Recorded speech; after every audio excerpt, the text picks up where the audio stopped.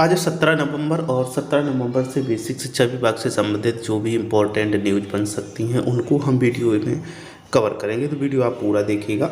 सबसे पहले है, इन सरकारी कर्मचारियों को नए साल पर मिल सकता है तोहफा, वेतन वृद्धि के साथ हो सकते हैं ये बड़े ऐलान। तो देखते हैं, मोदी सरकार दिवाली की तरह ही कर्मचारियों को नए साल का तोहफा दे सकती है। इससे पहले मोदी सरकार ने दिवाली पर कर्मचारियों की महंगाई भत्ते में 31% की बढ़ोतरी की थी, जिसके बाद कर्मचारियों की दिवाली रोशन हो गई थी। 31% बढ़ोतरी का मतलब है +3% की थी। पहले 28% थी, लेकिन उसे बढ़ाकर 31% कर दिया गया था। वहीं मीडिया रिपोर्ट्स की माने तो केंद्र सरकार एक बार फिर ठीक इसी तरह के कर्मचारियों को खुश करने की तैयारी कर रही है, क्योंकि अभी आप देख रहे हैं यूपी में चुनाव आने वाले हैं। एक बड़ा स्टेट आता है जो चुनाव की दृष्टि से देखा जाए, जिसमें सरकार हाउस रेंट अलाउंस HRA बढ़ा सकती है और इसका ऐलान जनवरी 2022 में कर सकती है। तो ऐसी संभावनाएं लग रही हैं, ऐसा सुनने में आ रहा है। केंद्र सरकार ने इसके लिए प्रस्ताव भी भेजा है। हाउस रेंट अलाउंस बढ़ने के बाद सैलरी में बम्पर इजाफा होने की उम्मीद है। दरअसल वित्त मंत्रालय ने 11.56 लाख से अधिक कर्मचारियों के हाउस रेंट अलाउंस को लागू करने के लिए विचार शुरू कर दिया है। वहीं इस प्रस्ताव को मंजूरी के लिए रेलवे बोर्ड के पास भी भेजा है। यहाँ मंजूरी मिलने के बाद जनवरी 2021 में कर्मचारियों को HRA मिल जाएगा, वहीं जनवरी 2022 में कर्मचारियों को HRA मिल जाएगा। आपको बता दें कि Indian railway technician supervisors association और नेशनल फेडरेशन ऑफ रेलवेमैन 1 जनवरी 2022 से HRA लागू करने की मांग कर रहे हैं 2021 से। तो ऐसे तय होता है HRA, कैसे होता है उसको हम देखते हैं। तो है हाउस रेंट अलाउंस यानी कि HRA की कैटेगरी XYZ 3 क्लास की होती है शहरों के हिसाब से। यानी जो कर्मचारी X कैटेगरी में आते हैं उन्हें 5400 रुपये, 5400 रुपये महीने से ज़्यादा HRA मिलेगा। और इसके बाद Y क्लास के 3600 रुपये से महीने से ज़्यादा, और Z क्लास वाले 1800 रुपये महीने HRA मिलेगा। कैटेगरी में X कैटेगरी में 50 लाख से अधिक आबादी वाले शहर आते हैं। इन शहरों में जो केंद्रीय कर्मचारी हैं उन्हें 27% HRA मिलेगा, और Y कैटेगरी में 18% HRA और Z कैटेगरी में 9% HRA मिलेगा। वही नेक्स्ट न्यूज़ देखें तो यूपी टेट की 28 नवंबर को परीक्षा होगी। इसमें कोई भी बदलाव नहीं किया गया है। इस तारीख को जारी होंगे। एडमिट कार्ड भी जारी करने की तैयारी कर ली गई है। 17 नवंबर 2021 को PNP द्वारा जारी किए जाएंगे। यूपी टेट 2021 के लिए आवेदन करने वाले उम्मीदवार हॉल टिकट जारी होने के बाद आधिकारिक वेबसाइट जो है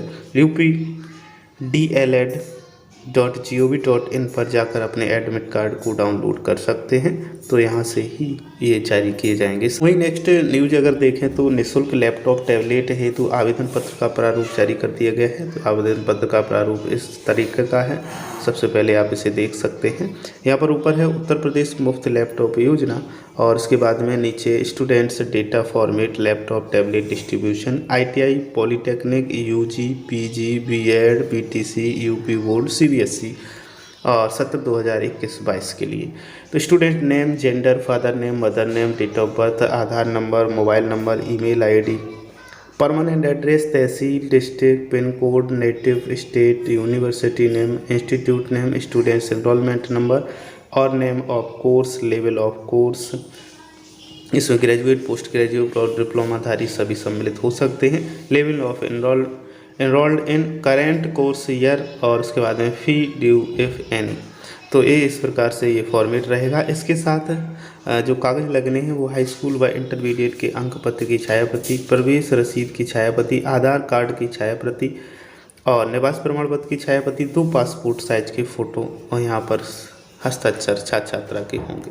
नेक्स्ट न्यूज़ देखें तो यहाँ पर स्वतंत्र, निष्पक्ष और पारदर्शी चुनाव के लिए अभी से पूरी की जाए तैयारी। भारत निर्वाचन आयोग के उप निर्वाचन आयुक्त डॉक्टर चंद्रभूषण कुमार ने 2022 के विधानसभा चुनाव को लेकर चल रही तैयारी की मंगलवार को समीक्षा की। उन्होंने कहा कि विधानसभा चुनाव को निष्पक्ष, स्वतंत्र एवं जो पारदर्शी ढंग से कराने के लिए अभी से तैयारियां पूरी की जाएं। मतदाता सूची के विशेष संक्षिप्त पुनरीक्षण अभियान की प्रगति की विशेष निगरानी की जाए। 18-19 वर्ष आयु वर्ग के युवा मतदाताओं की संख्या बढ़ाने पर ज़्यादा ध्यान दिया जाए। प्रदेश के महिला पुरुष मतदाता अनुपात को सुधारने के लिए महिला मतदाताओं को जागरूक किया जाए।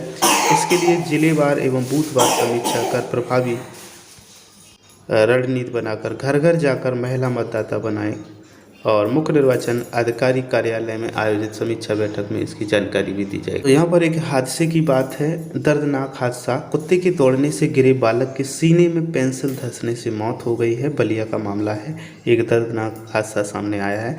मंगलवार को 5 साल के बच्चे की सीने में पेंसिल घुसने से मौत हो गई। घटना के समय वह बड़े भाई के साथ ट्यूशन पढ़कर लौट रहा था। उसके हाथ में पेंसिल थी।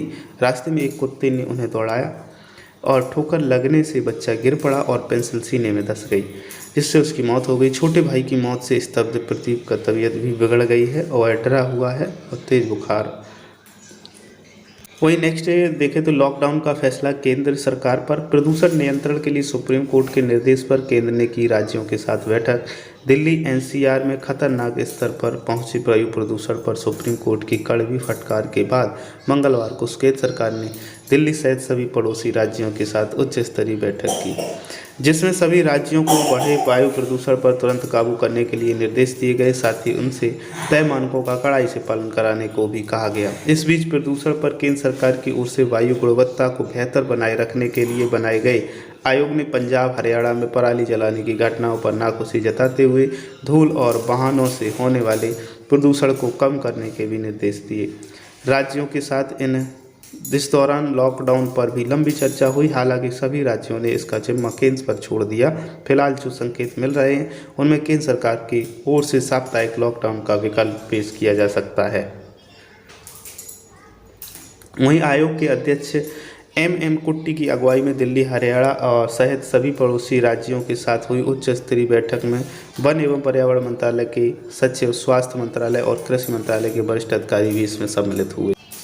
शिक्षा मित्रों के संदर्भ में chief justice of India supreme court के नाम एक अपील भरा यह पत्र, और ये पत्र बहुत लंबा चौड़ा है। इसमें लगभग 20 से 22 पेज हैं और ये माननीय के से मांग की गई है इसमें, और उसी के संबंध में ये दर्शाया गया है।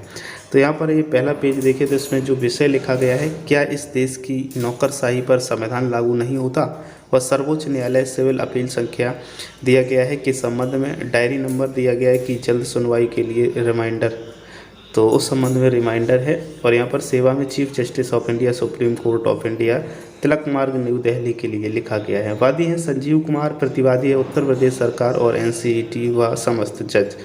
प्रस्तावना एक बहुत लंबी चौड़ी प्रस्तावना लिखी गई है और इसमें साफ किया गया है, क्योंकि ये एक पेज का नहीं, केस के संदर्भ में यहाँ पर लिखा गया है। बाकायदा बहुत ही अच्छे तरीके से मेंटेन किया है इस लेटर को। और यहाँ से यदि हम देखें सभी, तो ये जो लेटर है वो देखते हैं कितने पेज का है, पूरा हम आपको दिखाएंगे। 22 पेज का ये पत्र लिखा गया है।